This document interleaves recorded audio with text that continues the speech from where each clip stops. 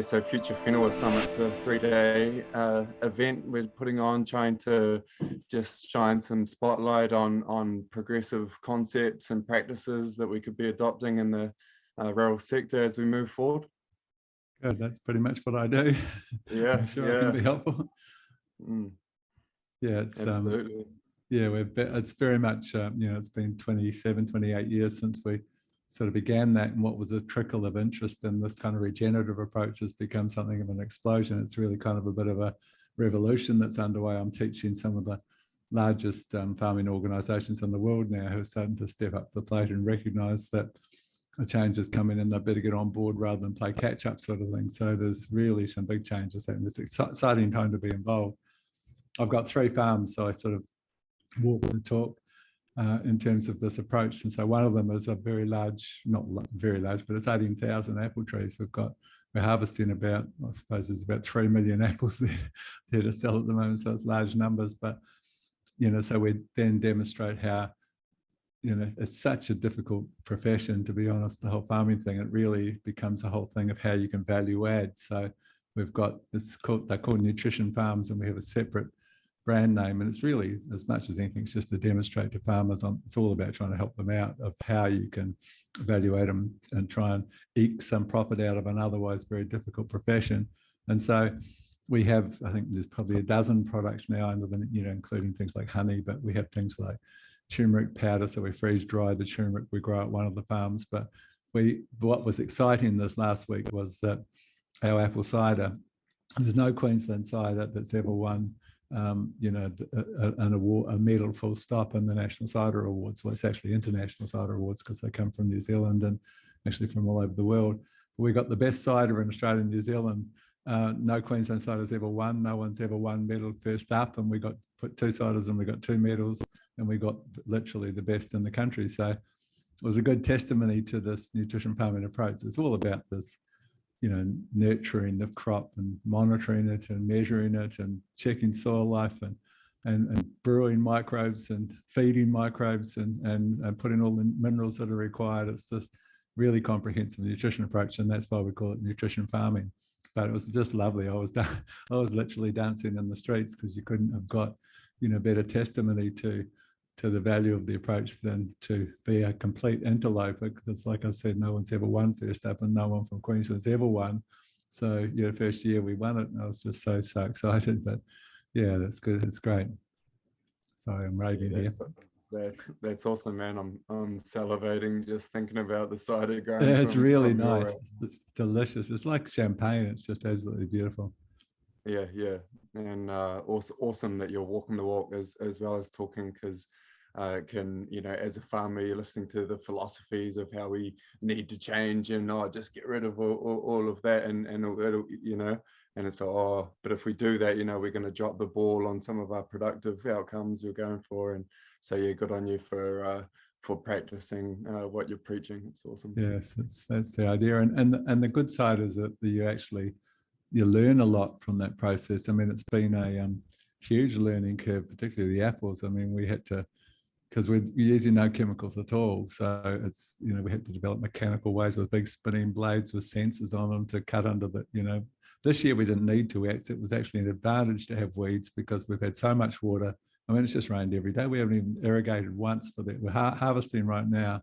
We've not irrigated once for the whole season, which is, last year was the biggest drought in history. This year, it's just every second day it rains heavily. So yeah, so consequently the weeds have actually served a purpose, because we would have had a lot of waterlogging and a lot of root rot issues potentially, but these weeds are sucking half the moisture, and so they're doing really well. And so we let them grow much bigger than what we would normally. We had to harvest them, get rid of them before harvest because they were sort of getting in the way when we're harvesting. But yeah, they served a purpose for the whole season. So it's just, it didn't look pretty, the orchard with all these weeds growing in it, but it was actually serving it. A lot of people lost a lot of trees with root rot, and we didn't lose any. So yeah, sometimes it can work for you. That's good. So you've started on a bit of a visual of your largest farm. Could you just take me through bit of a, like, you know, give me a picture of what's happening on your demonstration farm, or three of them? Okay, so yeah, so there's on the Sunshine Coast, we're doing the sort of things that grow well in a subtropical environment, and I wanted to be able to demonstrate both temperate and subtropical kind of scenarios, because you know we obviously we work in I think 57 countries now, and many of them are subtropical or temperate, so we need to have both models. So on the subtropical, which is quite close to where we are here in southeast Queensland, we grow things like, you know, the cash crop of all cash crops this last year has been ginger. It's no one's ever, and we've got millionaires here from the larger ginger growers who have literally made millions this year with ginger at $25 a kilo. And if you do it really well, I mean, you've got to really know your thing, but you can grow 40 tons per hectare. If you do the sums at 40 tons times $20, it's literally $1 million a hectare. Some of them have got 200 acres. So yeah, they did really well. But it's a great crop because it's not like, you know, growing raspberries where you got to pick them and sell them that day, or you're in trouble because they're so fragile and have such a short shelf life. This ginger, you can leave it in the ground, harvest it when the price is right, when it suits you, and it's just a perfect crop. If you know how to manage it, particularly with this biological approach, it really is a disease-free, easy to manage crop. Just have to know a few strategies. Yeah, so ginger, turmeric, a bunch of things like dragon fruit, things you couldn't grow in temperate climates, limes, other citrus fruits, pawpaws, quite a lot of pawpaws, herbs, you know, things like lemongrass and so forth, and vegetables. So we grow a variety of vegetables there as well. So it's just a little bit of everything basically. We have chicken trailers and a few other of those sort of things that merge into the system. Who's we? What does your team look like? Well, basically that's where I live. But having said that, I've spent half the week, 3 days a week up at the Stanthorpe, which is 4 hours from here. But I have a farm manager, and we use a couple of backpackers basically. So to manage this local one, it's a bit more involved at the apple farm because it's a lot more happening there. You know, it's like it's quite an operation. It's like $1 million in running costs. So it's an expensive thing to run, and you can't really afford mistakes. And the first year we had a real sharp learning curve. We had an agronomist who was living at the farm who had to head back to South America unexpectedly, and we sort of dropped the ball. No one was up there monitoring. You have traps where if you've got more than 6 moths in each trap, this is the codling moth, then there's time to act. And we didn't. I was teaching, the other agronomists in my company were busy. And so we thought, oh, what can 2 weeks make a difference? In 2 weeks, we basically lost the crop. It was a hell of a learning curve. So that's what led us, the good sides to that. That led us to be making this beautiful apple cider vinegar, which is called Mother Love. And then the cider that's won the awards is called Love Cloud. And juices, 3 different variety of juices. So we had to value. We had really any choice. We had lots of damaged fruit. So and that turned out to be a good thing in the end, but it was very costly. And you know, it makes you realize that if you're farming by yourself, I mean, obviously I've got a company behind me, but most people couldn't have sustained that year. This year we look like we're going to do really well because we kept in there. But the only reason we could afford to keep in there is because I had a company behind me that could fund my mistake. You know, and now I sort of learned. But for the average person, there's no room for mistakes, and that's why this approach is geared towards recognizing that you've got a mortgage up to your eyeballs and that you really can't take risks. You've got, for many of them, they've got a program that, even though they know it's not sustainable, even though they know the soil is going to be gradually depleting, that your fertility is gradually depleting, and they're watching that happen, that they at least know that they can cover their mortgage and what they're doing is going to be vaguely profitable, sort of thing.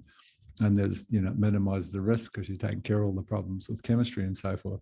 So it's really hard for them for a lot of growers to contemplate, you know, really they can't afford to take a gamble. It's as simple as that. So we try and tailor all of our programs, unless of course they want to become organic, and then of course we can design nutrition programs accordingly. But generally speaking, we try and just do little steps at a time so that you basically can be more successful almost instantly, and then you can fund perhaps some of the larger changes that are required, and you can afford to take the risk because you've got some confidence in what you know, how these things work, sort of things. It's just the science of working with a natural system rather than against it, and understanding how it works and how you can work within that system, sort of thing. And it's really good fun once you understand how it works. People get so passionate. people who've had their farms on the market perhaps for 6 months or a year, have taken them off the market. They might be like 70-year-olds who are saying it's time to get out, it's getting too hard, and they've pulled their farms off the market, and suddenly they found they had more fun than they've ever had, and they withdraw the sale and stay on the farming. So it's lovely when that happens, and it happens quite regularly. At the moment, we're getting kind of swamped with interest from some grower groups that we've never really worked with before. And part of what's driving that isn't necessarily a desire to become more sustainable. It's really all about the cost of agriculture. When I was talking to someone actually from New Zealand who was saying it was costing them, I think they said $800 to fill up their harvesting gear. Or whatever it was, I can't remember which piece of equipment. It was costing them $800, now it's $4,000. That's the scale of the increase in just diesel alone. I mean, it's it's phenomenal to look at the conventional model and even anticipate where is our food going to come from. How can people even afford to do it? And many of them are pulling back on their planting. So we're kind of staring down the barrel of a food crisis. There's absolutely zero doubt that it's coming. And it's coming quite soon. I mean, we just look at the Ukraine-Russia scenario, they're a third of the world's wheat. And so wheat prices in the UK yesterday hit £300, so $600 Australian, whatever that is, New Zealand. And of course there'll be shortages. And then there's lots of people who are planting half of what they were planting, because basically urea's trebled in price. The other key fertilizers are doubled. All of the inputs, like the chemicals like Roundup, have all doubled. Diesel's on its way up, and it's 40% up so far, but heading very quickly higher than that. It's just like, how do you, normally you were working on a vaguely above break-even scenario in many agricultural enterprises, and suddenly your costs have just completely billowed out. And how does that work? Well, you can't see how it is going to work. And so there's problems coming on that front. But many of them are saying, okay, what else is there? Now they're saying, well, what we were doing isn't actually breaking even, so is there anything else we can do? And so suddenly there's all this interest to learn a little bit more about some of these strategies that we promote, sort of thing. So there's lots of ways that you can do what we're doing currently much more sustainably. Something like nitrogen, for example. I mean, it's the world's most widely used mineral, but also the world's most widely abused mineral. It's misused and abused everywhere. And consequently, agriculture is responsible for 80% of the nitrous oxide that's up there in that blanket, trapping the heat and changing the world, sort of thing. And while you can say, oh, well, it's only 5.5% of the blanket, it's 310 times more thickening of that blanket than nitrous oxide, and agriculture is responsible for most of it. So, is there a better way you can manage nitrogen? Yeah, there's a whole heap of better ways. Simple changes you can make to make nitrogen better managed and sort of help save the planet in the process. So, that's very much part of the agenda of what you can do to improve things. Even simple understandings like the fact that there's 74,000 tonnes of nitrogen gas hovering above every hectare, which is, the equivalent of about 5,000 truckloads of urea. And we're supposed to be getting, I call it the free gift. You're supposed to have access to that. And in the natural scheme of things, it was always part of the equation of how you access the most abundant mineral, nitrogen.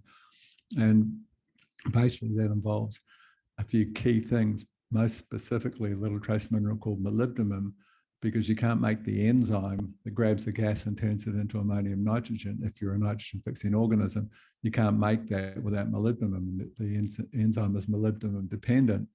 And 80% of the soils that we look at in 57 countries are lacking molybdenum. So it's huge, that story, because you're going to have to pile it on from a bag, and that's three times what it was 8 months ago to pile it on from a bag, because you didn't understand how to get it for free. So that's just a graphic little example of what nutrition farming is about, is understanding all those little processes and optimizing them for your benefit, sort of thing, and for the benefit of the planet and the people that we're selling the food to. So yeah, that's the story. Yeah. All right. So if that's one of the keys of nutrition, how about you just give us an explanation of nutrition farming, both your organization and the practice? Yes, certainly. So nutrition farming, essentially, for a start, the difference between that kind of regenerative approach and conventional organics. Conventional organics is it's quite a negative thing in a sense that the manual is just a huge list of things you can't do. You can't do this, you can't do this. And there's not a single sentence in that manual about the things you should be doing to produce food with forgotten flavors, extended shelf life, much less chemicals, and greater medicinal qualities. And nutrition farming is the opposite. It's all about how the positive things you can do to make that change, to increase organic matter and sequester carbon accordingly, to build nutritional value, to build plant resilience, so you simply don't have a need for. So it's getting back to the root cause of why have you got a fungal disease or insect pressure. It's not an accident. There's always a reason. And if you look back at that reason, there's 3 or 4 things, including plant immunity and what boosts plant immunity, but simple things like cell strength. A fungal disease has got to drill through a cell wall to get to the cytoplasm, the yolk in the center of that cell, and it can't literally expand. We just got yet another rainfall event here. It can't literally expand without that food source, and so to do so, it's got to get through that cell wall to get into the food before it can, the powdery mildew can begin spreading across the bottom of your zucchini plant, for example. And that cell wall essentially is made up of calcium and silica, and those are 2 minerals that are lacking in many, many soils that we look at when we do tissue tests and so forth. Many plants are calcium deficient, and so we say, okay, let's foliar spray some calcium on there and build that. And we need to foliar spray calcium because calcium is the most immobile of all minerals. It doesn't move into and around the plant very efficiently, so you can bypass that and foliar spray it almost in every crop as one of the 2-part equation, calcium and silica equally important to strengthen that cell wall. Now, silica is hugely abundant. In fact, it's the most abundant mineral on the planet because the core of the earth is made of it. Soils are made of aluminosilicates, which are clays, and silicates, which are sand. So sand and clay makes up every soil. So there should be huge amounts, but then we discover that silica is only available in something called monosilicic acid, the plant available form, and that's a biological process and something we've done. And there's a few sort of sneaky suspicions that it may be linked to glyphosate, but that's not proven yet. But there's something happening because organic growers have doubled 3 times the amount of soluble silica than inorganic growers. So there's something happening with what we're doing that's killing off the organisms that make silica plant available. So you take care of those 2. Again, you can foliar spray soluble forms of silica and calcium, and it's not getting back to the root cause. There are other ways to get back to the root cause, but that is assuring you're going to have that strength to get a good crop and make some profit. While you perhaps then can fund, you'll have the extra profit to fund perhaps the lime or a calcium silicate input that might correct that base shortage sort of thing, or some biostimulants or microbial inoculants, and we train people to brew their own living fertilizers to bring back the organisms that they've killed off and bring back that diversity to ensure that you've got mineral cycling, understanding that there's literally a microbe behind every mineral. So there's a whole interplay. So nutrition farming, I'll get back to answering your question. Nutrition farming is about minerals, microbes, and humus, and the interplay between those 3 things. So you see there's experts out there that talk all about biology, and they say all you've got to do is take care of the biology and the job's done, and it's not. It's a real reductionistic approach to say it's all just taking care of microbes and they deliver it. If you haven't got zinc, you can put all the microbes in the world in there, you haven't got zinc, and you won't have zinc, and zinc governs leaf size, and you'll have less than optimal production because your solar panel is smaller and you can't drive production with a small solar panel. So zinc is just one tiny example. You can't just assume that you'll fix it and it'll be delivered. And there are train wrecks across the planet from people who thought it was all done by biology. Biology is hugely important, maybe the most important part of the equation, but as important or almost important is the whole mineral side and the link between humus and how humus houses the organisms that then are responsible for the delivery of every mineral. So there's a microbe behind every mineral. There are nitrogen fixers, there are manganese producing organisms, there are potassium solubilizers, there are phosphate solubilizers, iron reducing organisms. So, and the deal is that every plant, and this is the importance. So if you look at the definition of the word science in Webster's dictionary, the definition of science is adherence to natural laws and principles. So we've got a perfect blueprint called nature, and we were supposed to learn from that, not say, oh, we could do better than this, which is what we've done. And that arrogance sees us literally staring down the abyss in the fact that we thought we could do something better than perfection. because it wasn't arrogance. It was an unbelievable arrogance in that context. So if we say, okay, we're going to work with the natural system, what's the central principle of nature? And the central principle, without the slightest doubt in the world, the central principle of nature is called biodiversity. It's all about the more the merrier in everything that you look in nature. And so that you look that if you understand that in a cropping scenario, you understand that we made a terrible mistake in the sense of going with a monoculture, because a monoculture is the opposite of the more the merrier, the opposite of biodiversity. You grow one crop, it feeds one group of organisms, understanding that plants don't just emit 30% of their production of glucose that they create through photosynthesis. They pump down to feed the roots, and then they pump out to feed the organisms 30% of their glucose production, but they lace that glucose with whatever they particularly need. If you grow bananas, as I do, it's one of the crops I grow on the subtropical farm, bananas are super manganese hungry. So they will lace their sugar exudates with foods for manganese reducing organisms, and to bring those, and every plant's got specific requirements that it needs a little more zinc or a little more boron or a little more manganese very commonly than other plants. And so it laces, and so the more plants, including weeds for that matter, but of course weeds can be competitive, but every plant basically is feeding different groups of organisms. So the greater the diversity above ground, the greater the diversity below ground. And as I said, it's the more the merrier, the greater, but you've got all these protective organisms, all these organisms that fix nitrogen and solubilize phosphorus and protect from disease and stimulate plant immunity. And it is really the more the merrier. And so a monocrop just feeds one group of organisms and one group of diseases and attracts, 2 or 3 different insects. And that's just nature. That's why it's a silly thing to do. So how we can compensate for that, and that's very much what nutrition farming is about, is saying, okay, we've got what we've got. It's a pragmatic approach. What can we do to counter this? We can't say, I'll push out your avocado orchard because it's a monoculture. What you can say is, well, how can we bring back some of that biodiversity? And that's where things like multi-species cover crops beneath the trees can serve to bring back that diversity that we've taken away from the scenario. So we're bringing in a multiculture kind of into a monoculture scenario. And it's huge when you look at the research on multi-species cover crops. It's a really exciting story. I mean, one really, really exciting story is the work from Brazilian agronomist Ademir Caligari, who was the first to identify that if you can have 5 families of plants in your cover crop, so we're talking grasses, cereals, brassicas, legumes, and the very common missing link, and it's only 1% of the blend, but the missing link is called chenopods. Spelt looks like it should be pronounced chenopods, C-H-E-N-O pods, but it's actually pronounced chenopods. And that's a small group that includes everything in the beet family, amaranth, quinoa, and spinach. It's quite a small group. There are some weeds that are amaranths, things like fat hen. If they're in your paddock, you really don't have to worry about the 1%. But what they discovered basically is that only when you've got the 5 families, 4 of them doesn't do the job, but only when you've got the 5 families, it was a friend of mine, Ron Nichols from the US Soil Health Division of the USDA, who discovered why this 5 species was working so well on the soil.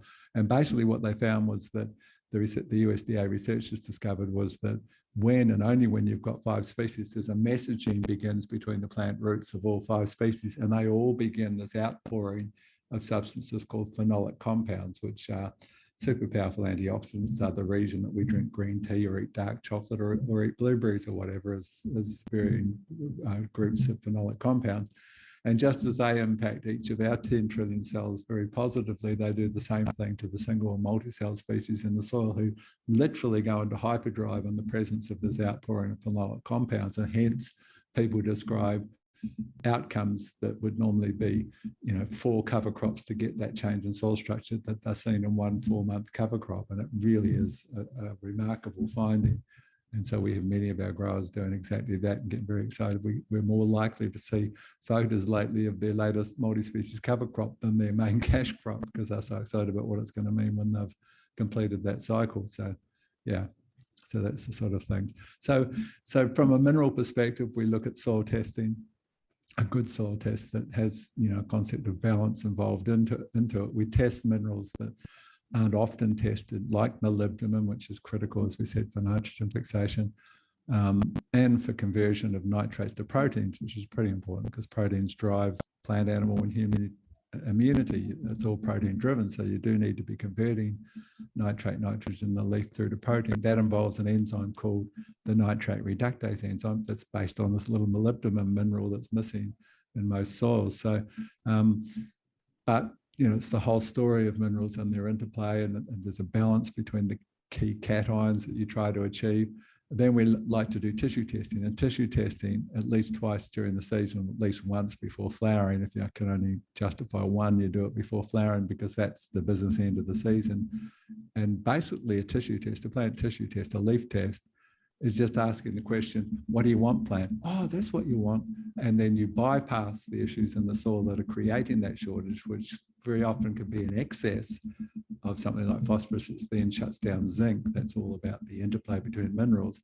And there's no point in putting zinc in the soil because the phosphate will just lock it up. You might have overdone phosphate fertilizers, or chicken manure is very common if you've overdone it in a home garden scenario. And now the plant is constantly short of zinc. So you have to bypass that overload and basically foliar spray, which is the direct injectant through the leaf surface, foliar spray that zinc to compensate. But the leaf test tells you basically what the plant needs at that time, and you can address it usually as a foliar. So, and then within the foliar spraying model, the leaf testing model, we've discovered that if you can work towards optimizing 4 minerals in that leaf test, and we call them the big 4, when you get a leaf test, it'll say all calcium should be between 0.4 and 0.6, for example. Well, the luxury level is 0.6.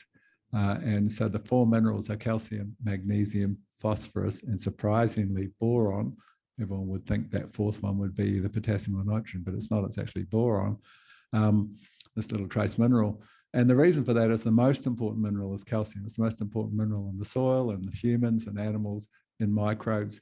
It's massively important. We call it the trucker of all minerals because it governs the uptake directly of 7 other minerals. So you fix your calcium first, but calcium doesn't work without boron. So calcium is the trucker of all minerals, and boron is the steering wheel. So commonly people ignore this little trace mineral and say, oh, I limed and saw nothing. I put the lime out there and there was no response because you didn't do your boron. Calcium won't work in the absence of boron. So it's just understanding that's just a tiny little smattering of the interplay and the interrelationships between minerals, microbes, and humus that gives you this, this basically enables you the prowess to grow these chemical-free crops with the great flavors and so forth. So that's what it's about. Okay, so you talked a bit about minerals there and touched on microbes. Can you tell us a bit about humus, the creation of it, the what it is?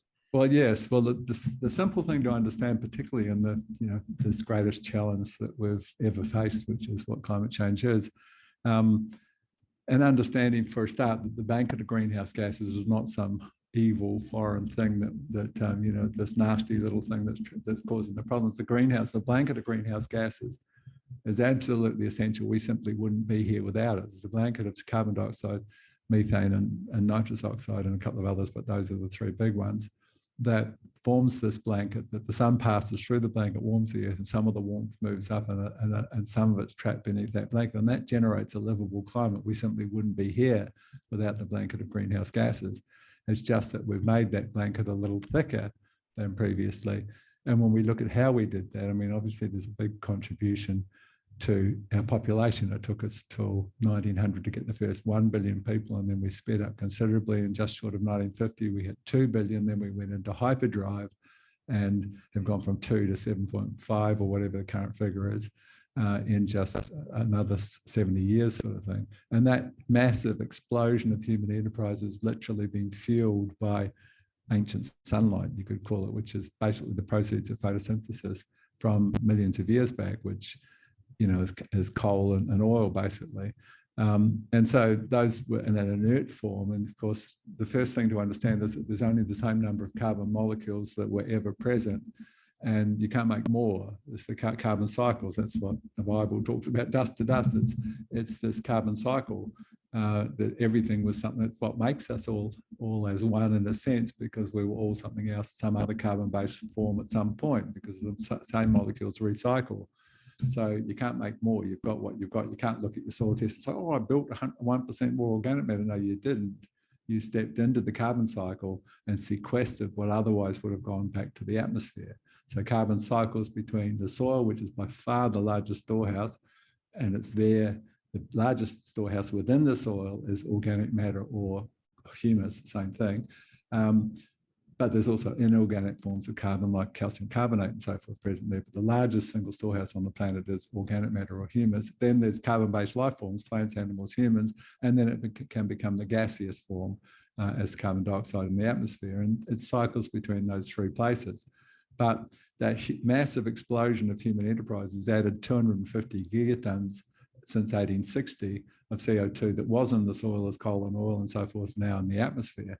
And that's made quite a difference to that blanket. But during that relatively that same period, it's a little longer, but basically we've gone from 5% down to 1.5% organic matter in our soils. And that represents 476 gigatons. It's almost double the 250 that came from the soil and is now in the atmosphere. And that's a lion's share of what's thickening the blanket, trapping the heat and changing the world. And it's the one that we can change most easily. We just change how we farm. And the current model is you lose a little bit of organic matter, particularly with mismanagement of nitrogen, which burns carbon. We change that and we begin building carbon, and we incentivize that with carbon credits, because farmers are the only people literally that can save the planet, and we can fast track that process. But we do need to start doing it fairly soon, because we've almost reached the point of no return. And thankfully there's a whole burgeoning business now in carbon credits and people recognizing that potential. And interestingly, within that model, it's a little hard for the vegans amongst us. I'm not one of them, but I'm saying it's a little hard because there is every evidence now to suggest that livestock, particularly cattle, but all livestock, have got a huge role to play within that carbon building model, because there are people like Dr. Christine Jones, who's a wonderful Australian scientist who's done tremendous amount of work on how best to build carbon, how best to sequester carbon from the atmosphere and put it back into the soil as humus. And basically she's shown pretty conclusively that using animals intelligently, grazing animals intelligently, which is this whole mob grazing impacts. See if you ask the question, again, we're looking back to the definition of nature as adherence to natural laws and principles and saying, okay, well, let's look at nature historically. What was the most productive area in the history of mankind? We asked that question. And the most productive area ever were the Great Plains, followed quite closely by the Nile Valley until we dammed it and we didn't have that huge silt delivery on a yearly basis with the floods. But the Nile Valley was second. Number one was the Great Plains in the US. And why did they produce more biomass than any other area in the history of mankind? And they did it for thousands upon thousands of years until we stepped in and under 10 decades turned it into a dust bowl in some regions, where the grapes of wrath was based on that region. So how did that work? Well, it was buffalo, huge herds of bison, predator effect, keeps noses down next to each other in a herd, massive amounts of urine and dung, their hoof prints crushing down a bit of organic matter that then can begin to be converted into humus, and with all that biostimulation of the poo and wee on top of it, bit of seed in their poo. But the interesting thing was that they never, we're learning from them. Why was it that they always moved on they left 4 inches minimum? They never grazed to the ground like many people's dads said, you've got to take it to the dirt, boy. Well, your dad was wrong. We need to recognize some of the stuff now. I mean, the simple fact is that they moved off and came back months later when it had regrown, because that's how it works. I mean, you can take a shovel out into your paddock tomorrow and understand that simple process. The above ground plant sustains the below. Photosynthesize pumps half of its sugars down and sustains the roots below. And of course, the roots in return go out and forage for minerals and give them back to the above ground. But basically, the above ground's the driver of that through photosynthesis. And if you got 6 inches above ground growth on a crop or a weed or whatever, and dig below, you'll have 6 inches of roots, because 6 inches above roughly. I mean, there are crops that have tap roots that go deeper than that, but the major foraging root structure will be 6 inches if you've got 6 inches above, or 15 centimeters if you want to talk metrics. But if you graze down to 4 inches, the roots prune themselves to 4 inches, because 4 inches above can't sustain 6 inches below. So the roots, if you graze to 2 inches, the roots prune themselves to 2 inches. If you graze it to a tabletop, which is most in New Zealand most of the time, and particularly in the sheep industry, dig down and see how much your roots are. You got nothing. You just shot yourself in both feet and started on your knees. It's just not how it works. And so the model of intelligent grazing is mimicking that buffalo model, bringing large numbers into small areas for a short time, having that whole grazing impact. And that's been shown, particularly in conjunction with what's called multi-species cover crops. Same idea, the more the merrier, and direct drilling a whole range of species into that pasture. So there's much more diversity than just rye and clover, which the dairy industry, of course, is based on. And you bring that diversity back into that scenario and you graze it intelligently, and you've actually got the best tool for building humus on the planet that we've got at the moment. And that's a planet-saving strategy. So if you're the vegans, it's hard to fight as vehemently as they do, because they're actually wrong in that context, because basically animals can save the planet. Someone's got to eat them or they don't exist. So yeah, that's just a little argument on that front. I suppose you're a vegan, are you? No, I'm a sheep farmer, actually. Okay, good. I didn't realize. That's good. I suddenly started thinking, oh my God, I might be talking to a vegan here. We've got an argument coming. No, I'm a veggie grower as well, but yeah, Okay. an animal producer and proud of that. Yeah, good. It's a good thing to be proud of.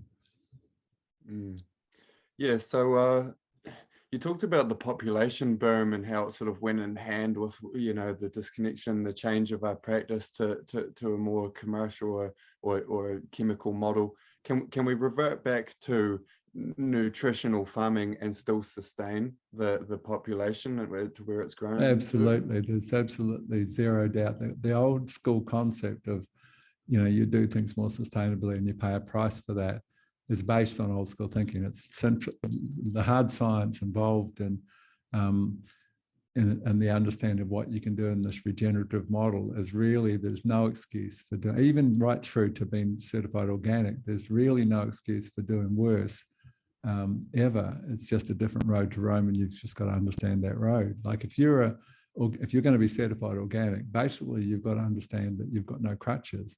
I mean, I see farming is by far the most important profession on the planet. There's nothing that comes even vaguely close to it in terms of importance. To compare a farmer to a lawyer is some sort of pathetic joke. Sorry for the lawyers who might listen, but it's the most important profession. And those who can actually, so the idea of the job is to become a master of that profession. And those who can actually do as well, if not better, than the guys using all the crutches. Basically, the chemicals are a crutch, because you're not good enough. So you've got to use chemicals to get through.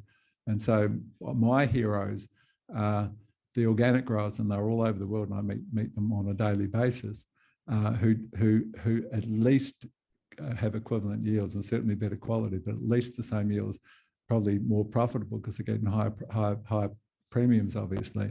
But they have no crutches, and they are genuine masters of their profession. At some point, they'll be on the front pages of those magazines currently adorned by worthless celebrities. At some point, we'll actually recognize the value of those people. But they're certainly my heroes, and certainly on my farms, I would consider myself a complete failure.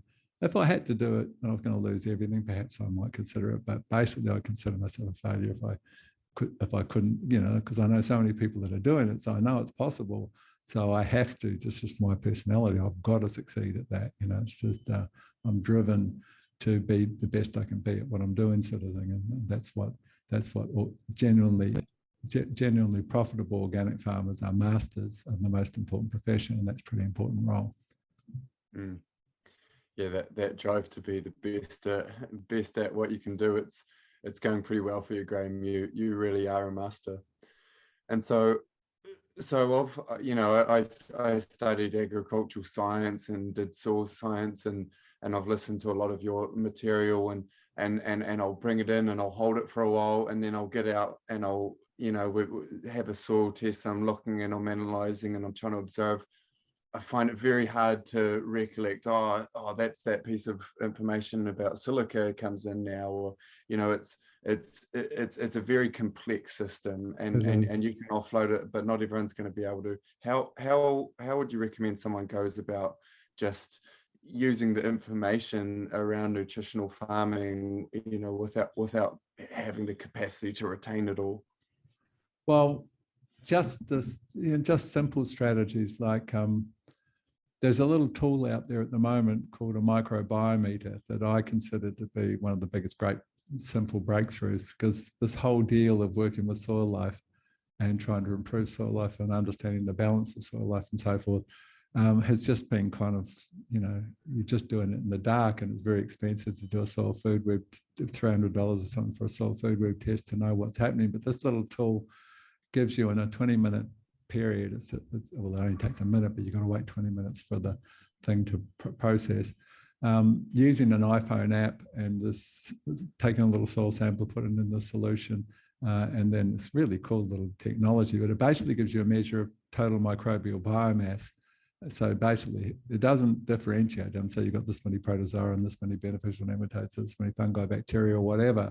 It's just total microbial biomass. But my finding back when I was traveling 25 countries a year pre-COVID was that, it was a couple of years probably in the field that I used it, and there was no exception. It was the biggest game changer, paradigm shifter that I've ever seen, because I could walk onto a farm in South Africa or Canada or the UK or the US or whatever and say, okay, show me your best block, show me your worst block. And everyone's got a best block and a worst block. It's just par for the course. And the worst blocks, the best blocks where they make most of their money, and the worst blocks costing them money usually. So we do this little test, on both sites, and it takes 20 minutes for the two things to be processed. And then they get this reading. There's two things you get reading of: total microbial biomass and a ratio called the fungi to bacteria ratio. And I'll talk about that in a moment. But the first thing is that there are no exceptions, it. So that's why it's such a cool tool. The bad block will have a reading of like 100, 120. The good block will be 500, 600, the best block, sometimes higher, depending on how good a grower you are. But that's for the average grower who's never thought of the soil as anything other than standing a plant up in it, which is quite a lot of growers still think like that. Suddenly they realize, oh my God, these microbes are what are making me money. And I've never thought of that before. So it becomes this instant paradigm shift, because now you're looking at your bank book at the end of the season, and you're realizing that that's that important. Microbes are that important. There they are. There's the evidence. You can't deny it. The higher the microbes, the better you do. And that's what we find with that tool, is that your most productive block will always have the highest reading. Doesn't matter where you are in the world, the most productive block on your farm will have the highest reading. And so then it becomes, this incredible tool for basically having a starting point to say, okay, where am I at? And then in my apple farm, for example, there were 3 blocks on that apple farm. The farmer said, I bought it from, said, I pushed them out. I've tried everything. You can see all the root rot in there. It's a waste of space. They're finished with pushing them out. They're older trees. They're done and dusted. And I thought about it when I took over, and I thought, no, I'm going to use what I call my resurrection recipe, which is a whole range of actual living microbes and all sorts of biostimulants and minerals, covering a whole spectrum of trace minerals and so forth. It's a big lot that you put in, you basically burn spray under the trees in this concentrate. And we brought them back, but the change was exactly that. It went from 110 on a microbiometer to 470 after that resurrection recipe, and we've got them covered in fruit. We just harvest them at the moment. So, but it gives you a starting point to say, okay, where am I at, and what works in terms of improving that. So there's no driving blind anymore. You can say, okay, well, I did this multi-species cover crop in this paddock. Has it got a higher reading now? So that's the first thing. That's just total microbial biomass, and it's important in terms of productivity and your profitability, which is, what it comes down to in the end. You've got to be profitable.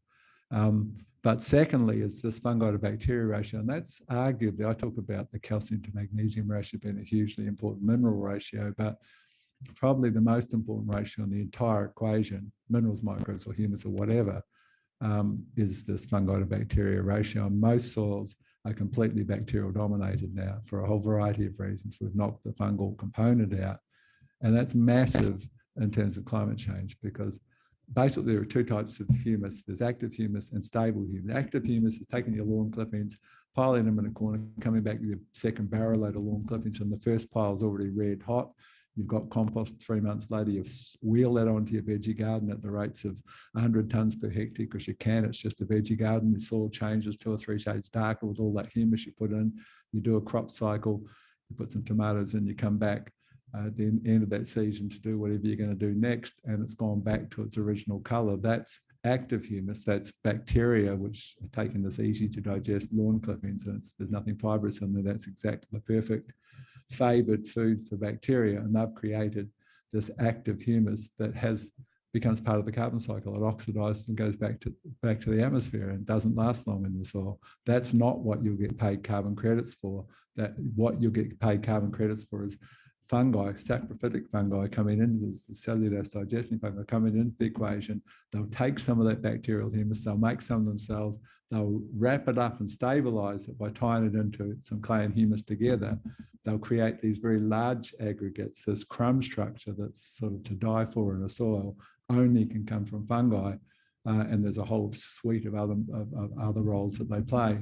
But that whole soil structure is hugely important, because when it comes down to very simple analysis of what you're doing when you grow a crop, you're managing gas exchange, number one, because the most important single element for crop growth is not N, it's not P, it's not K, it's not calcium. The most important single element is oxygen, just like it is for us. You'll last 2 minutes without it. So it's hugely important.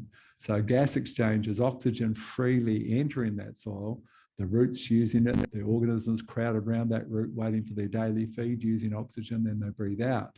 And now we have a diffusion, which means moving from a high concentration to a low concentration of CO2 from the breathing of the oxygen, and that oozes out of the soil, and the plant leaves waiting with little tiny stomates and little mouths to suck up that CO2, combine it with water and sunlight. And that's photosynthesis. That's how you grow stuff. That's how you make the glucose building block for everything that lives and everything that grows. And the better you do that, the better you do. So oxygen becomes the single most important, because it's the basis for all of that. But gas exchange is how freely does oxygen diffuse into the soil from a high concentration to a low concentration, and how freely does CO2, then the byproduct of oxygen breathing, how freely does that diffuse out? That's gas exchange. How freely do those two gases exchange in the soil is hugely important. So a high calcium to magnesium ratio, for example, where, you know, an ideal ratio in your soil might be 5 to 1 or 6 to 1 or 7 to 1, depending on how much clay. It varies between different clay levels in the soil. But if you've got very hot, you might have a 1 to 1 Cal-Mag ratio, huge amounts of magnesium in a tight, closed soil that you've got platform shoes when you walk on it in the wet. That soil's not going to breathe well, because the deal is, the reason that the calcium to magnesium ratio is the single most important mineral ratio is that calcium is a very large ionic radius, which means it's like a circle is like a ball, and it's a very long way across. So it's the largest mineral, and it has two positive charges. So that big beach ball, if you think of it like that, has a positive charge on each side. So it grabs hold of a little colloid, a little ball of clay, not always in balls, but we'll just do that for the sake of the analogy.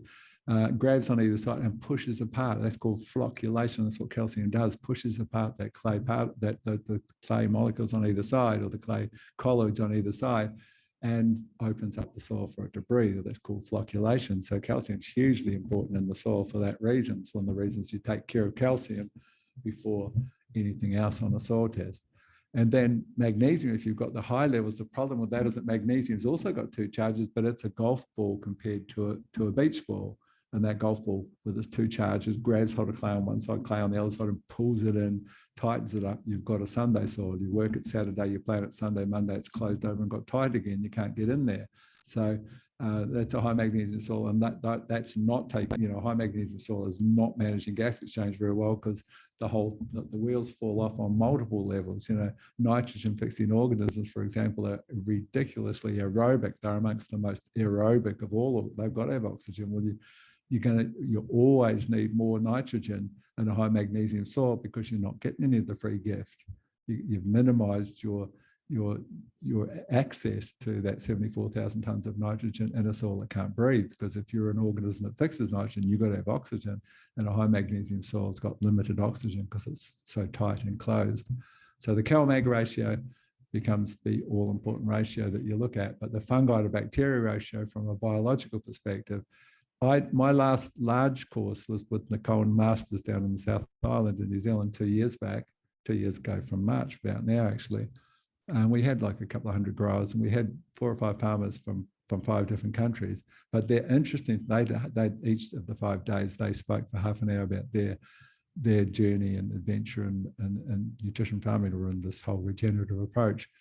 And the interesting thing was, every one of them had the same story. When they improved their fungi to bacteria ratio, back came their profitability, away went many of their problems, and back came their fun and farming sort of thing. So it's that important. It's, and when you look with that little meter that we started the story on, most soils are 90% bacteria, 10% fungi. And when you change that, stand back and you'll be very, very surprised and very, very pleased at the end result. So yeah, and you couldn't do that without that little meter to tell you where you're at. But what you will see is that a multi-species cover crop is one of the greatest tools. Even just direct drilling multi-species into your pasture is one of the greatest tools to change that ratio.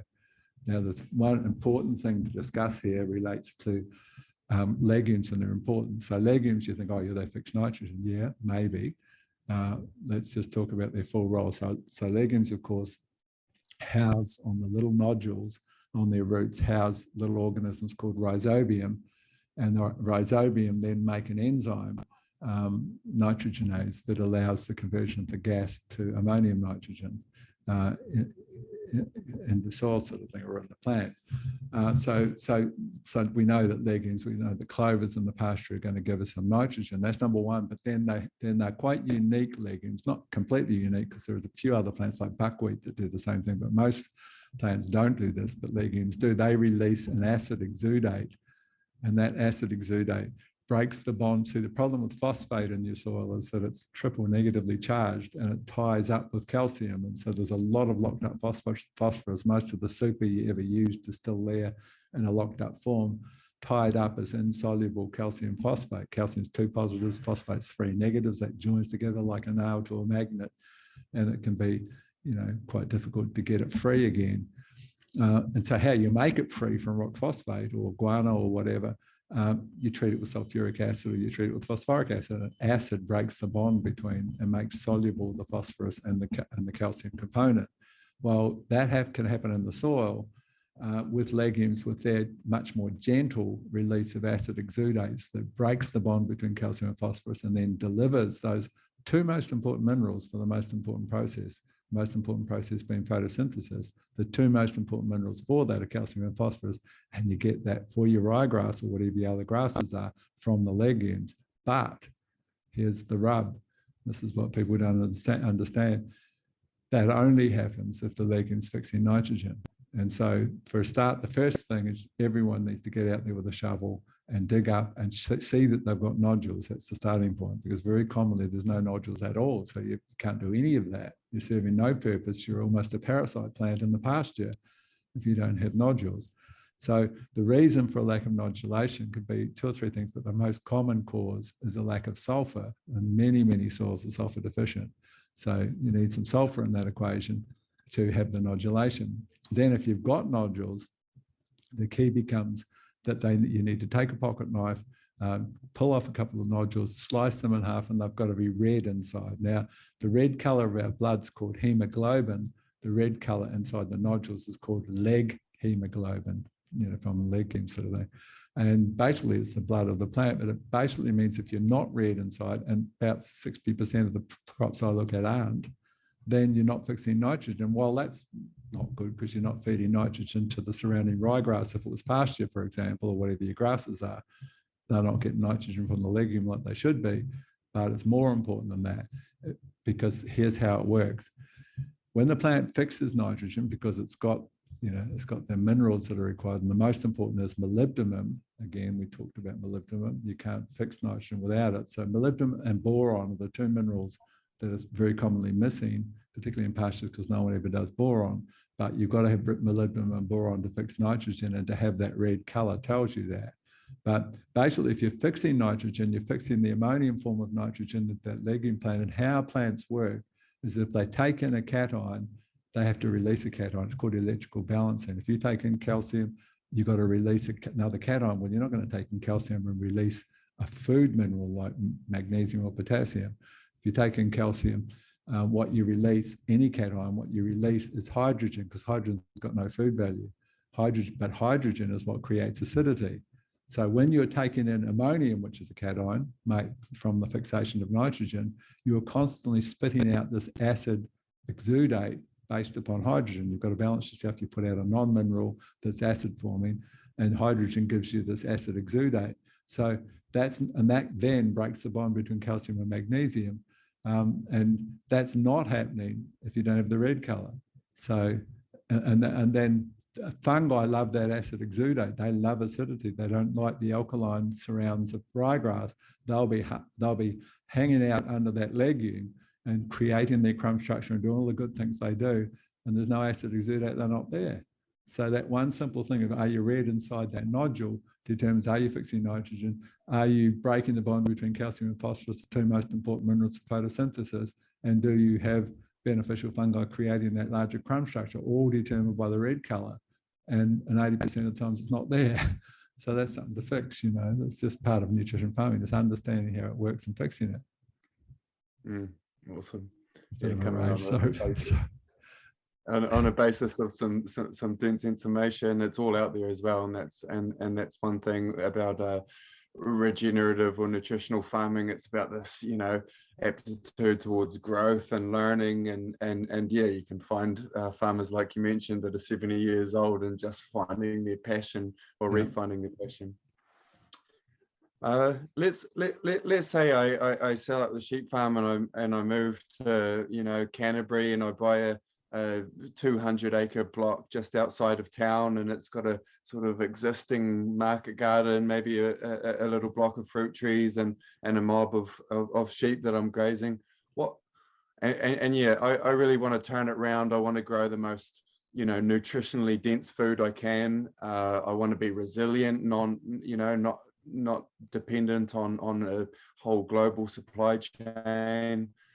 What steps would you advise for me? You know, I'm going to get the shovel out and look for nodules on my rhizomes. No, the starting point before you do anything like that, particularly your entire financial wherewithal is reliant upon it, which I'm assuming it is.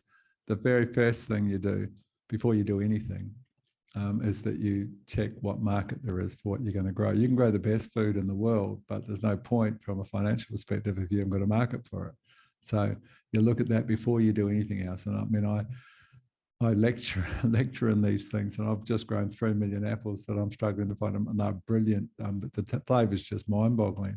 But we're in the midst of an apple glut over here, where people have been told there's a real fear now that the cold rooms are going to fill and they're just going to throw away apples, because it's just not, for whatever reason, whether it was COVID and people didn't have their apple a day in the school box or whatever it is, there's this glut of apples and no demand.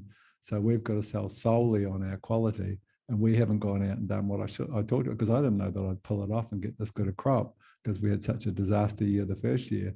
And now we've harvested and we're saying, oh my God, we've got these millions of apples to sell. We've left it, you know, so now we're frantically trying to develop a market to sell. But hopefully with that vastly superior fruit, we should be able to, hopefully, in an otherwise difficult market. I mean, people had apples stored in their cold rooms from last year because the demand's been so low that they've actually had to pay to, it seems ridiculous in a world with famine and things, but they've actually paid to have that taken off and dumped or fed to cattle or whatever, so that they could put the new fruit for the season into the cold rooms, because they had like hundreds of tons of old fruit sitting in there. So that didn't sell last year. And now, because the market says stop sending apples even to the market, the cold rooms are all filling, and we're only probably a month away till all the cold rooms are filled, unless something changes. Then it's real trouble for the apple growers. So you check your market and find a market, even if it is a grower's market or something that you're going to do, but you check that whatever you're growing is viable and there's a demand for it. Then you do a soil test before you do anything else, and you have a look and you see where your organic matters are like, and what's your CalMag ratio like, and have you got trace minerals covered? Have you got too much of one thing that needs to be counted, perhaps with a foliar? Very common, if it has been a market garden, it's very common to look and see this massive amount of phosphorus. People very commonly overuse chicken manure because it's cheap and accessible. You never want more than 70 parts per million of phosphorus, and it's very, very common to see, 3 and 4 and 500 and 800 parts per million of phosphorus, and that then impacts the uptake of other minerals. It's a wild, excessive. No mineral's an island. Every mineral affects other minerals positively and negatively, and ridiculously high phosphorus affects potassium uptake, it affects calcium uptake, and very importantly, it affects zinc uptake in the soil. So then you need to do a tissue test to basically, because nothing's written in sand. It's not this will always do this, because there are other factors, including the sort of soil structure, including the percentage of organic matter, because organic matter kind of forgives a lot of these imbalances. The higher the organic matter, the more you can get away with. So you just ask the plant, what do you want, with a leaf test, and then you make sure that you give it what it needs. And usually the best way to do that in a market garden scenario is to foliage spray it. I mean, with a small market garden, the very best tool is a still blower mister. You know, you put a 15-litre blower mister that blasts it out. You can do your fruit trees, you can do everything, walking as fast as you can walk, just blasting through this 4-inch pipe, this big mist that will go 20 feet in front of you on full volume. And so it blows either side of the leaf, gets the underside of the leaf where the stomates are, where you want it to be. It's just the ideal tool for that small market scenario to get that nutrition in through the leaf, that direct injection concept that can bypass problems in the soil. Then you look for the visible indication that your fertility is heading in the right direction. And things like, you know, the visible part of the soil food web, of course, is just earthworms, and earthworms are hugely important, and most soils haven't got them. So, you know, you want to start looking at mulching and all the techniques that can bring those earthworms back. I mean, the most powerful earthworm stimulant from a biological perspective is protozoa. And it's very, very simple to make what's called a protozoa tea, which just involves making an aerobic brew from lucerne hay. Lucerne hay contains all 3 forms of protozoa in very high numbers. They're there because they love the high protein in that hay. And it's very simple, using a combination of liquid fish and molasses for 2 days to bubble it and brew them up and have a tank that's just sardines full of protozoa. And you put them out in the soil, and it's like you can't even anticipate where the hell they come from, but the worms arrive shortly thereafter, because protozoa is their favorite food. So even if they're coming from below or wherever they're coming from, they turn up, and you start bringing back that very, very important, most visible part of the soil food web. So those are all the kind of strategies that we teach on how you can do all those things. But that's all of those things you would do in your market gardening thing. But the very most important thing is water, that you've got enough water. People say, oh, you've got that little dam, I can grow my market garden. No, you can't. You know, market gardens of any kind, of even an acre, require lots of water. So you've got to have a good water source, much more than just a little pond, because you'll use that up in the first month if it's dry. So, you know, I'm talking Queensland weather, perhaps this year's been very different, but we were in a drought for 3 years. And if you look at what it costs to put the equivalent of an inch out as an irrigation, I mean, it just sucks a little pond up immediately. It's the people don't realize how much water is required in that scenario. So you've got to, you know, if you're looking for a block, you'll look for a block that's either got a good bore or good dams and a good water source. You first of all, you know, take care of your calcium in that soil as the first requirement. There's no point in doing anything until you've fixed your calcium. So you do your liming, and there's a precise amount of lime that'll be applicable to that soil. So you need to have a good soil test that will give you an indication of what your calcium requirements are. There's a whole way of looking at soil tests that on a good soil test, it will tell you, well, this is, you know, you need 2,500 parts per million of calcium in the soil, and it's all based on how much clay you've got, what the ideal is. On a light sandy soil, it might be 500 parts per million of calcium is required in that soil. A heavier clay soil can be 7,000 parts per million, but that's what you need and no more. And you need to have a test that gives you that indication, because if you think, oh, well, I've got a light sandy soil here and I've got a pH of 5.5, so obviously I'm deficient in calcium, because calcium's the alkalizing mineral. So I'll chuck 3 or 4 or 5 tons of lime on here. That's worse than not liming, because calcium, when it's oversupplied, when it's undersupplied, it directly affects the uptake of 7 minerals. So that's why we want to supply it to the right amount, sort of the Goldilocks mineral, we want to get it just right.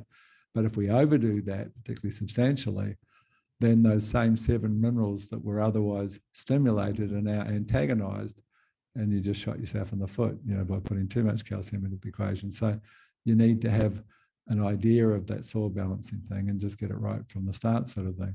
Make sure you've got the minimum requirements of the trace minerals.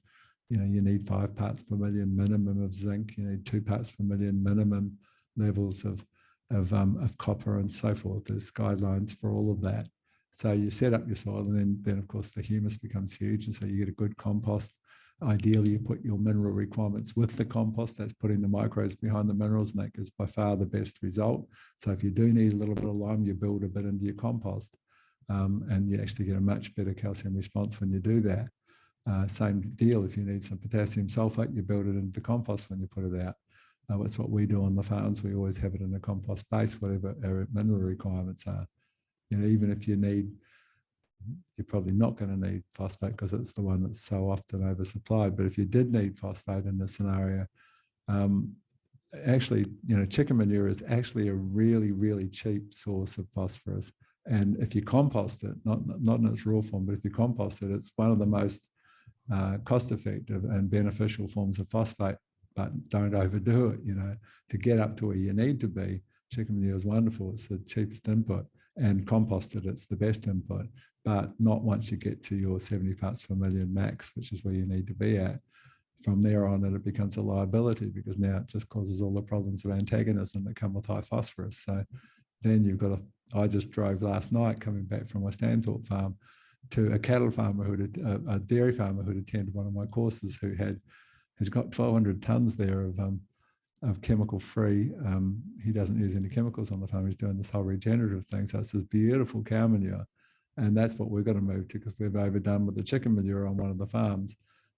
We've got the phosphorus levels again too high. Cow manure has got lots of good things, but not too high phosphorus levels. And so that becomes our composting base. So I just got my first truckload from him, but there'll be many to come, I think, because he's quite happy to sell it to us. So that's good. Yeah. So anyway, that's me raving nonstop as I do. That's awesome, man. It's really liberating to think that we can create our own source of nutrients. We don't have to always be ordering in from whatever part of the world it's coming. It's something we can do in house. It's really nice to know that. And the microbial brewing is, once you get into it, it's just so much fun. I'm a big fan of, in New Zealand, I think you've got a product called EM that's been around, it's called Effective Microbes. It came from a Japanese professor who discovered it. We have a version of that. I think it's even available in New Zealand as well, but it's called BAM, Beneficial Anaerobic Microbes. But either of those two can be brewed, even though EM won't tell you can do it, you can, brewed very simply in an anaerobic brewing scenario where it's basically a closed tank, but you've got to have some breathing valves on it, like you'd make beer sort of thing, so that the CO2 that accumulates as the organisms multiply has a release valve sort of thing. So you can do that. We do this very simple thing on larger scale with a 1,000-litre shuttle, where we add the inoculum, we add the molasses food source, and we have this 1 metre length of hose that basically you drill a hole the size of the 25 mil hose. You drill a hole in the top of the lid that you've closed. It's a sealed unit in the 1,000-litre tank, and that one end of the hose goes into the airspace at the top of the 1,000-litre, and the other end of the 1 metre length of hose goes into a 2-litre soft drink bottle filled with water that's strapped with plastic straps onto the metal frame of the tank. And so the hose goes to the bottom of that, and that means that CO2 can come out and bubble that water, but oxygen can't go back in, which is what you want, a completely anaerobic environment. And then as the microbes brew over the next 2 weeks, the bottle bubbles, and when it stops bubbling, the brewing's finished and you've got this tank full of organisms. But what's wonderful about beneficial anaerobes, EM, or this BAM product, is that they're completely stable and they can last for like 2 years. And so that makes it really user-friendly for farmers, because they don't have to say, I've brewed it, now I've got to put it out, because it'll only last a couple of days, which is a normal case with aerobic organisms. But the anaerobes that you brewed yourself then can be, basically they are cellulose digesters, like they're really, really good at digesting stubble and crop residues and turning it into humus. But they're nitrogen fixers, they're phosphate solubilizers, potassium solubilizers, organisms that enhance plant immunity, which always increases yield as well. They're just a real nice fertilizer. You put it on your pasture, and it's like you put a fertilizer out, and you can brew it yourself very, very inexpensively. So those kind of things are all the things that we teach in the course, and they make you, basically reclaim the responsibility. It's so simple to set that up. I mean, what I've just described can be 15 minutes, depending on how long it takes you to fill the tank. In our case, we've got a 4-inch pipe, so we do it real quick. I made 1,000 litres at the apple farm over the weekend in probably 17 to 20 minutes. So then you've got 1,000 litres sitting there for the next 2 years if it was going to take you that long to use it. So those sort of things are really neat. They're living fertilizers that you do it yourself. And we do, I teach farmers how to do foliars themselves, and we sell all those things, but there's no reason why you can't take some zinc sulfate, add a little bit of this natural acid called fulvic acid, which collates and magnifies it. You've made your own chelated zinc for a fraction of the price. You can do it on farm, and most of our growers do. And that makes, that's really good news in the face of increasing costs of everything, that you can do these simple things yourself. So, yeah. Awesome. And yeah, I'd advise any listeners or watchers to check out one of your podcasts I really connected with, which is Where To From Here. I think it was in season 2, and you outlaid 10 steps about someone perhaps in that theoretical situation that they could increase their aptitude towards nutritional farming. That's good. What drives you, Graeme, and what motivates you to be so active in this work? I had kind of a life-changing event originally that got me into it, with a daughter that was hit by a car outside of a school and horrifically injured and lay in a coma for 3 months. And she was an organ donor, and so on a daily basis we got asked if little Susie could have her kidneys and little Jane could have her eyes, or whatever other harvestable organisms were present, because she would only ever be a vegetable. If she survived, it was highly unlikely that she would. And I refused to sign the papers. And so hung in there, and she had a couple of close shaves while she was in a coma. We had to put a shunt in because of the pressure building up in her brain and so forth. It was kind of life-changing, sitting there holding someone's hand when there's bugger all hope, sort of thing. And then all the machines that she was connected to started beeping at once, and they told us that it was brain death approaching, and that to prepare ourselves. And so I'm not kind of conventionally religious. I'm almost anti-organised religion, if anything, but I sort of know there's something there. So I made this deal, which I've never done before. But I sort of said, okay, if she survives, I was an A student. I actually went to Massey in New Zealand, because I'm a Kiwi originally. And, I've been very successful in business, but I've not really given anything back. I've not been part of a community organisation. I might have given things to charity, but I really just looked after myself and my family and lived kind of a charmed life at that point. So I decided I'd give back from whatever skills I had. I didn't know what I was going to do, but I said, if she survives against the odds, that's what I'll do. And 20 minutes later, she came out of the coma. So that was the kind of life-changing thing. So I had a sleepless night, and I'd sort of started developing this interest in soil science, and recognizing that we are what we eat, and what we eat comes from a soil that's pretty much a shadow of what it used to be, and that it was a fairly important thing. So I decided then that I'd become this expert in soil and plant, animal and human nutrition, that I'd set up a company that would go multinational. I made the whole deal. I'd come up with the logo. It was a sleepless night. I had no night. I had wrote the, designed the logo, had this whole game plan that was going to unfold. I said we need to be in 50 countries. Well, we're in 57 now, so I've kept my word. And just went out and did it. It wasn't like it was easy, but it was never a doubt in my mind that I was going to achieve that. It was just what I'm going to do, so it was interesting how it worked. And so that was what got me, and it was handy because you didn't have to have the post-traumatic stress that would otherwise have come with that scenario, because you had a positive thing to be moving forward with. And then as I started, working more and more with farmers and so forth, because I wasn't farming back. My grandfather was a farmer in Taranaki, and I used to spend a lot of my childhood on his farm, but had not farmed myself at that point. It was just a passion for soil science and small acreages that I'd tinkered around with. But as I got more and more involved with farmers as people, it was just this recognition that you're dealing with the last real people. That's what I feel about farmers. I get to the cities and I think, oh my God, how do I get away from these wankers? It's kind of that kind of thing. It's these, that they're the last earth real people kind of thing. And, on that front, I mean, we've been 27 years in business with hundreds of millions of dollars of turnover. We've never had a bad debt from a farmer. I mean, I've got a brother-in-law in New Zealand who's a builder. He factors in 18% for losses in the building industry because of people that go under and all the rest of it. It might be 7 years later with someone who didn't pay a $4,000 debt, and 7 years later we get a check, they had a drought, they had whatever, And there's no industry like that. You know, there's nothing. Any only bad experience we've ever had been with distributors, never with farmers.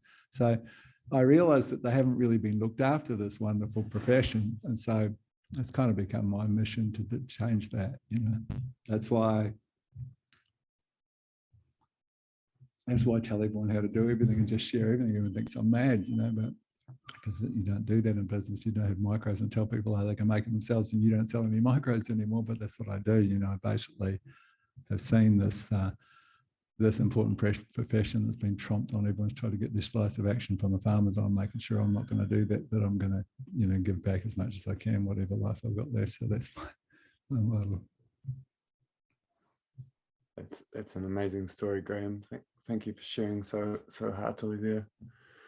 I have like a similar scenario sometimes. I guess like out walking in nature, one of the, you know, few parts of virgin bush that remain in Southland, or even watching David Attenborough, and it's like that, what you described about holding your daughter's hand with you know, not much chance of survival, and I'm just like, oh, looking at the statistics, and I can, you know, I can take that and sort of breed in this sort of nihilism or fatalism around it all. But I truly do believe that in the way that your you know, daughter was able to have a remarkable recovery, that we're able to get through this all as well. And yeah, I stay positive. I think it's somehow I see the changes happening everywhere, and they're happening at an increasing pace. I mean, I spent this weekend, we've been sort of separated off, my daughter and my young grandson, 2-year-old. And I hadn't seen him since Christmas because of you know, we've had limitations. You can't go if you're unvaccinated, and I'm not vaccinated, into the next state, and all this sort of stuff that's been happening. But you know, it was just this wonderful weekend on the farm. He was with me everywhere I went, and just so excited. And you know, you have that overwhelming sense that you've got this generation coming through, that you can do whatever you can do to make it a bit better for them. So that's the plan. Awesome. What, you know, making things better for the next generation, what's on at a high level, what's important to be aware of as we move forward, and what are the like key things that we should hold our attention?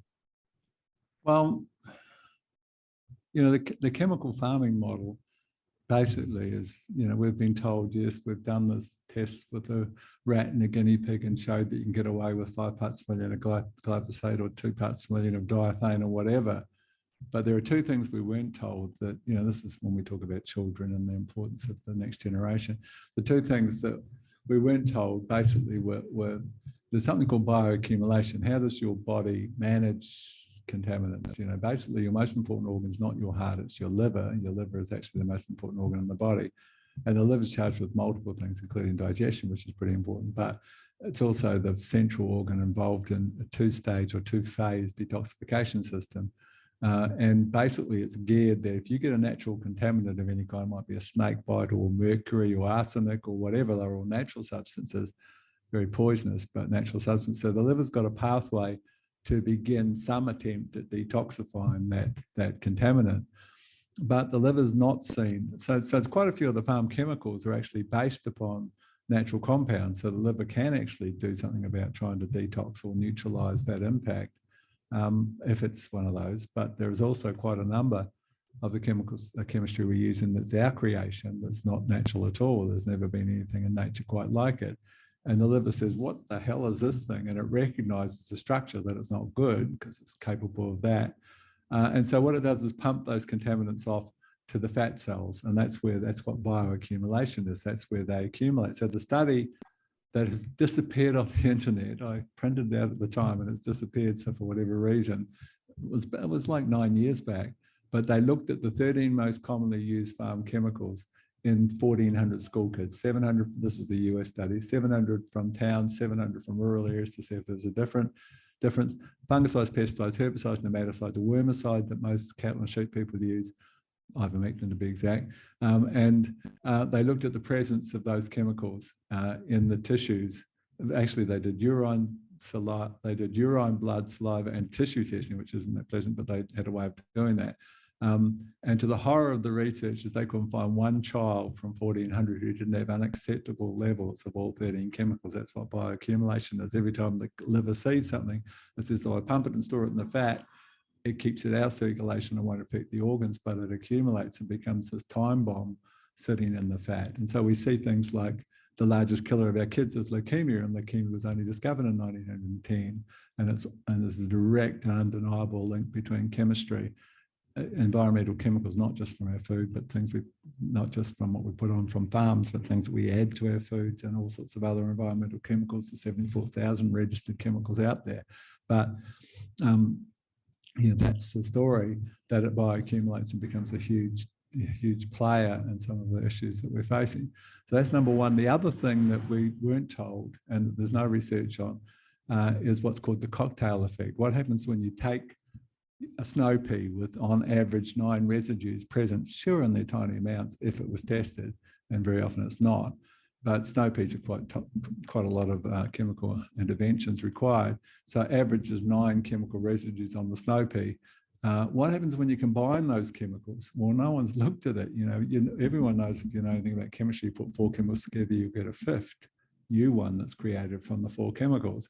And so I was working with a very large American organization, dining with the founder of that organization, 6.4 billion turnover. And one of his mates was at this dinner party, and he'd lost 3 wives to cancer. And so he funded some research looking at this whole cocktail effect. So they looked at 10 farm chemicals and 100 of their combinations over a 3-year study. So first thing to understand is 10 farm chemicals. There are millions of combinations between 1 and 100% of 10 things. It just goes on indefinitely.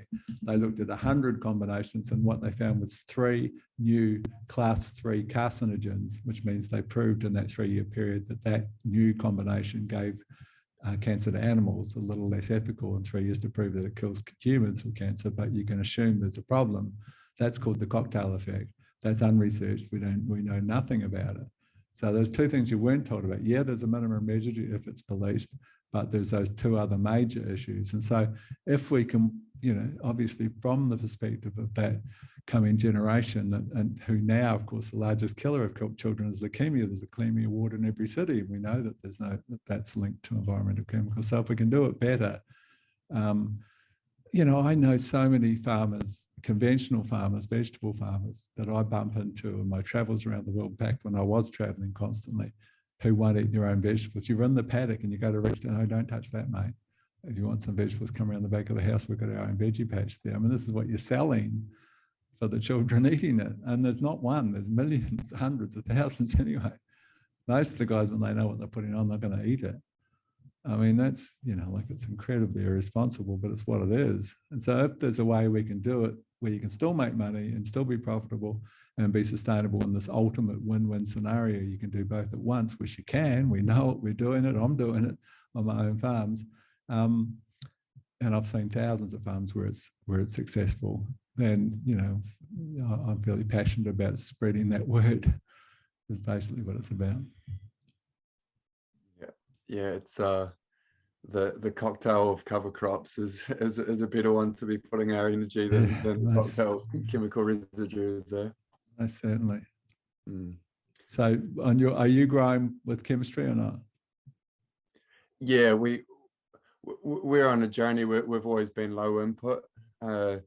So I've been home sort of 5 or 6 years on the property. It's 400 hectares, and I just wanted to make some small changes, get into self-sufficiency, and I was sort of YouTubing how to grow good tomatoes. Then I was learning about permaculture, and actually it was quite early on I found your work, and it was a real turning point in my understanding and of what's possible out there, really, because I was learning about the five families in the cover crop cocktail, and all of a sudden it was taking this sort of theory that I was researching it for my backyard garden. Meanwhile, we're practicing agriculture on 400 hectares. So it really opened my eyes to what could, how it could expand. And through that, I sort of found Gay Brown and regenerative agriculture all of a sudden blew up. So yeah, we've been making some changes, and haven't had the plow out for the last couple of years. And our winter crops have made a big transition to You've got sort of 8 to 12 different species going in for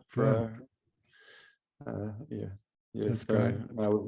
we've been transitioning away and trying to, rather than putting balances blend on, we're doing soil tests and getting micronutrients right, and actually trying to ask the soils what they're after. I guess the next stage will be doing some leaf test and asking the plants themselves. Yeah, you want to do the leaf test. It's so common that you'll see a completely different, not completely different, but quite different story from the leaf test, and that's all to do with the interplay of minerals in varying conditions. And again, it's linked to how much humus is there in environmental conditions and soil structure and so forth. But so there's no written rules, but the leaf test is the same testing device, but there's two types of tests. There's dry leaf analysis, where they take the leaf, they ash it, then an ICP machine analyze the ashes, and that's just universal, and they've got standards for all different crops at different stages of the crop cycle from 40 years of science. And then there's relatively new concept of measuring plant sap, which hasn't quite got the research behind it, but still seems to be reasonably valid. I prefer the dry leaf analysis just because it's got more of a story behind it, but that is just such a valuable tool. And like I said, very commonly you look at your soil test and you look at the leaf test, say, what the hell, how's that happening? And then you've got to really do the detective work to figure out why something's deficient when it shouldn't have been according to the soil. And you say, oh yeah, there's that high manganese is shutting down iron, and that's why it's not coming through the leaf. That's why I've got to foliar spray iron to compensate, and so forth.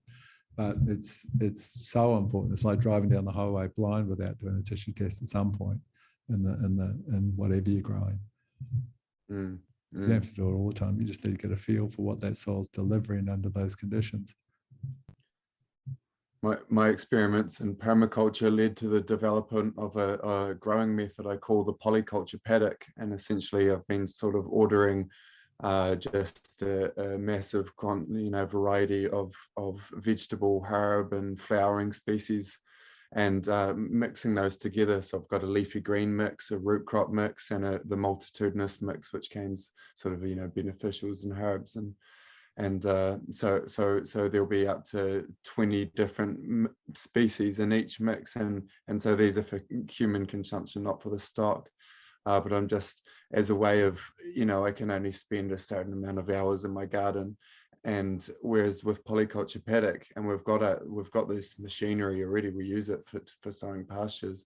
So I can sow a large area of really diverse, fantastic. horticultural crops. So I'm really interested to get to a stage where I can do some sap analysis and see. I'd quite like to do a monocrop of a kale and then test the kale that's growing in the polyculture paddock and see what the differences are there. Yeah, no, that'd be great. One of my friends owns a company called, we used to be sold up recently, but he owned a company called Center Seeds in the US, and he cited this research that they do. They're in over 41 states, I think, and basically they do these little on-field trials every year for farmers to come along and see. So they'll have a farmer say, you can use this little paddock for that trial. And so they've got 12 plots at each of those blocks, and there's several in each state in 40 states. So there's lots of plots that we're talking about over a yearly basis. And basically you can't use any fertilizers. They want to see how plants impact each other in terms of productivity and so forth, and disease resistance and all the other things that the multiculture model can bring. But they'll do, the first plot might just have a clover or a grass or whatever.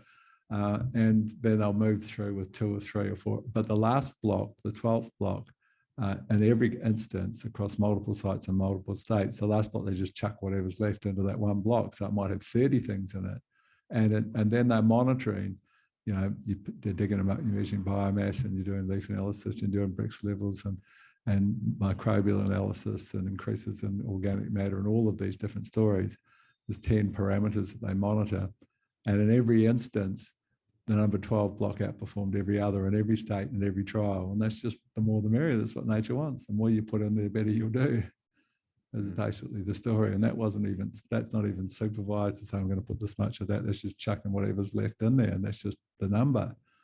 There would have been that mix because they're working with the mix. So you would have had the desirable 5 blends in amongst it, I'm assuming. But the bottom line, it wasn't sometimes, it was always.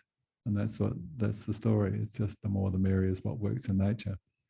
That's what I've found as well, is just I can make up for my lack of horticultural understanding and my lack of, you know, actual love and care that a garden often requires, but I can sort of do this method and it will just be successful because you're employing diversity to fill in the gaps. That's it. That's the story. And you know, a lot of farmers don't recognise that. They think, well, I could never take a paddock out of cycle because I can't afford to. You know, I can't have an unproductive paddock. But what the figures that I've seen for those that sometimes you get people who are quite meticulous record keepers.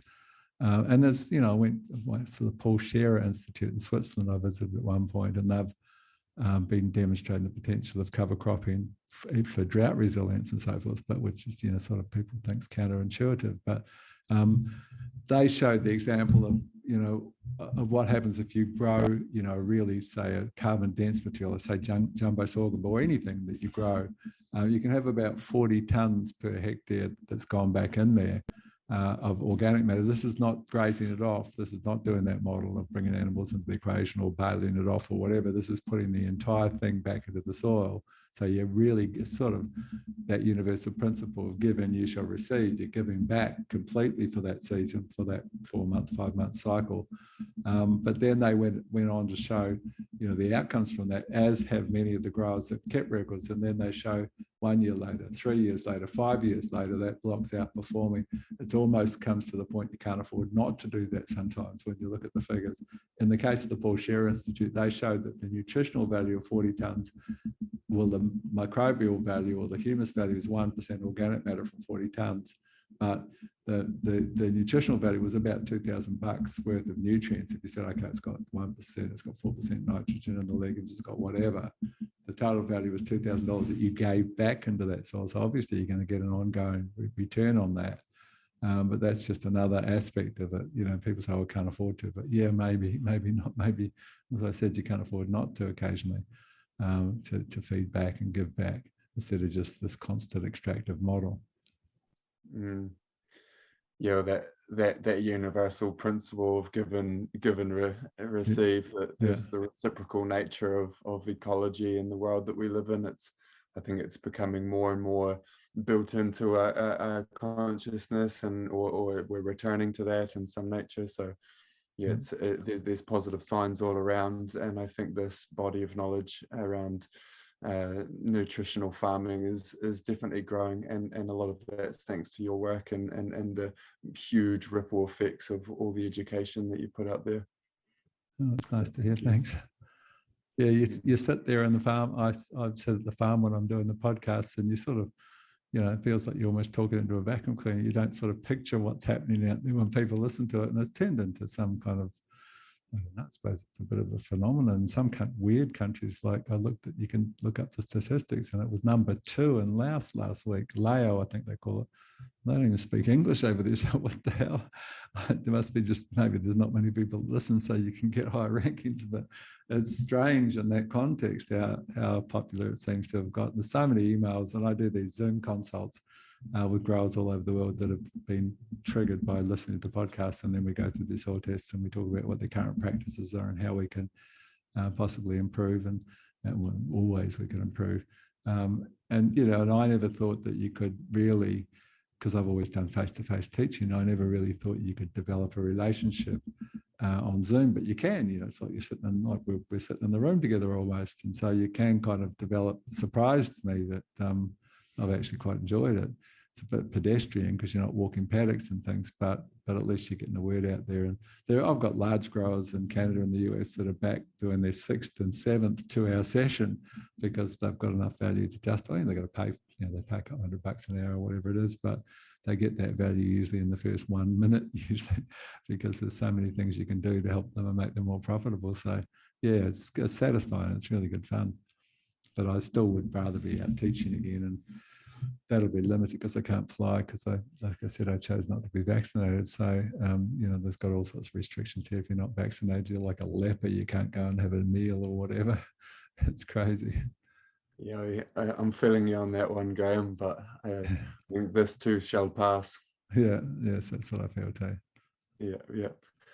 So yeah, we had the inaugural summit last year on our farm down in Southland, and this year we're moving up to the Hawke's Bay to Mungaroa Station to Greg and Rachel Hart. So Greg told me to Okay. pass Yes.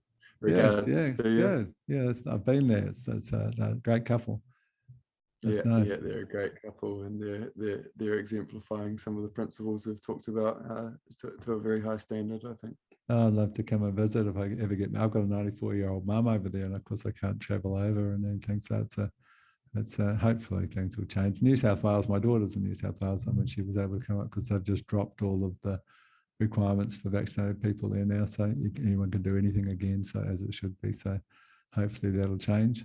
Depends on that Prime Minister of yours. She seems like a bit of a hard one. It does. She doesn't seem to be too interested in that conversation just yet. But no, we'll see. Hopefully. Yeah. So deepest of gratitude to you, Graeme, for taking the time to share. It's absolutely abundant, the knowledge that's just come out in the last 90 minutes. So thanks for that. And I definitely would recommend anyone listening to this to hop onto nutrition farming and go through. You've got a heap of podcasts on there. There's a couple that will strike someone if they've got a particular issue around manganese or wanting to learn about that, then yeah, they're well structured. So well, the most popular from last season was actually the last one in December, which was chasing the biggest bang, of course, for obvious reasons. That was how you can counter rising prices and all the different techniques you can use to build profitability at the lowest possible price. So chasing the biggest bang for the buck sort of was the concept. And that's been the highest viewing and so forth. And I have so many emails relative to it because there's lots of good, helpful. It's called the Nutrition Farming Podcast for anyone who's not heard of it. But yeah, I'm sure you'll get some fun. Of course, it's got a human health component, which I consider to be as important. And a lot of farmers who really don't get a choice of listening to the podcast, they have to listen to a bit about how to improve their own health and happiness. And that's become as popular as the agricultural thing. Surprised me. I thought I was just sort of forcing it onto them, but people really seem to love it. I get so many emails about it, and I have my rather larrikin Aussie humour there. I don't know how you manage that. So it's interesting because different countries vary in their humour, and there seems to be a kind of a similarity between places like South Africa, New Zealand, and Australia, and probably the English as well, have got a similar kind of appreciation of sort of I guess it's almost a dark humor or just just seeing the humor in everything. And whereas Americans, for some reason, particularly those that are involved in this regenerative movement, are very politically correct, and they sort of take offense to a lot of stuff. So I haven't bothered walking the line. I just say, be who I am and wonder how some people are handling it. Some people, probably do take offense to some of the more risque jokes and things, but I reckon you've got to get a life, and learn to laugh at everything. Authenticity is key, and holding things with a bit of lightness. Yeah, true. It's all yeah. right. So if the travel restrictions do blow and you ever make it to New Zealand, I'd love to show you around the polyculture paddock and the other experiments I've got going on our farm. And I'll have a look for sure. It'd be great. Awesome. And yeah, on that note, would you like to finish with a joke? Do you want one of my jokes? Okay. So one of the more popular jokes. Okay, so there's a guy getting married on a Saturday, and it's Friday, and it's a big decision. He's in his mid-30s. He's not been married previously, so he drives out into the countryside, stops at a little roadside cafe, and he's drinking his coffee and he's contemplating. He's thinking, well, how many of my mates and friends and family and so forth have been married in the last sort of decade plus? How many wedding invitations have I received, or I've gone to them, or sent a present if I couldn't make it? And he counts 32 friends and family that have been married in perhaps the last 15, 20 years. And then he realizes 17 of them are divorced already. And so he's thinking those sort of thoughts, as you would before a big decision, your first marriage. And unfortunately in Australia here, those are the figures. It's 30% of first marriages. You think, well, second time around, maybe 60% of second marriages. You think, well, third time lucky. And it's actually 80% failed and divorce of third marriages in this country, highest divorce rate in the world. So he's thinking those thoughts, and then he notices this elderly couple on a chair quite some distance from him. There's only him and them in this cafe, this deserted cafe. And they're holding each other's hands and staring lovingly into each other's eyes and very intent, talking quite loudly because they're hard of hearing, so he overhears them. And the gentleman's saying, do you realize where we are here at the moment? And she said, yeah, this, of course I do. This is the spot almost 60 years ago to the day that we were returning from the wedding to the honeymoon hotel back in the day when you didn't make love before marriage. And we were burning with desire for each other. And we realized and remembered that at the back of this little cafe is this little enclosed area that only a few locals know about, tree enclosed areas. So we parked the car and we went back there and we made love under the moonlight for the first time. And they giggled at that memory. And then a spark came into the old gentleman's eyes and he said, you reckon you're still up for it? And she said, I reckon I am. And this bloke's hearing this and thinks, oh my God. And he sees them disappear out in the broad daylight. And he sits there for a minute and he thinks, well, maybe, they've appeared at this point. Maybe it's some kind of universal message that there's something for me to learn here. So he's not, normally you wouldn't be voyeuristic watching 80-year-olds make love, but he decided that there was a reason for him to check. So he goes, there's a vine enclosed archway, he pulls back the vines and looks around the corner, and the sight that greets his eyes shocks him to his core, basically. The lady's pulled her skirt down, she's bracing herself on a fence, the gentleman has his trousers down, they're involved in the most energetic lovemaking he'd ever seen or even thought was possible. There was bucking and thrusting and screaming and bucking and thrusting. He thought this will be over in a minute. It wasn't. 5 minutes, 15, 20, 45 minutes later, he walked back and he's sitting drinking the dregs of his coffee, feeling totally demoralized, thinking, oh my God, I can last 5 minutes sober, 10 minutes drunk. And then they walk back in, absolutely disheveled, and the old boy goes to the toilet and he thinks, damn it, I might get a punch in the mouth for it, but I'm going to go and ask him what his secret is. So he walked in, the old guy standing at the urinal explains himself, and the old guy says, come here, sonny. So he leans forward thinking perhaps he's going to get a punch when he does, and the old boy says, 60 years ago, that bloody fence weren't electric. And so that was that joke, and that's the kind of jokes that sort of thing that I share during my courses, and it basically just gets some oxygen flowing, which you need to do when you're drinking at the fire hose, which is what people describe attending my courses, because I just have got so much information to share, so it gets a bit overwhelming at times. Okay, I better go and do some work. Very good. You're a brilliant man, Graeme. Thank you so much. Pleasure. Lovely to talk to you. And I will come and check out your farm when I come over. Awesome, man. If not, maybe I'll have to get a bit of a Zoom consultation going on and see what we've got going out there. If you've got some problems, feel free, for sure. Okay, thanks, mate. See you later. Have a good afternoon. Same to you. Bye.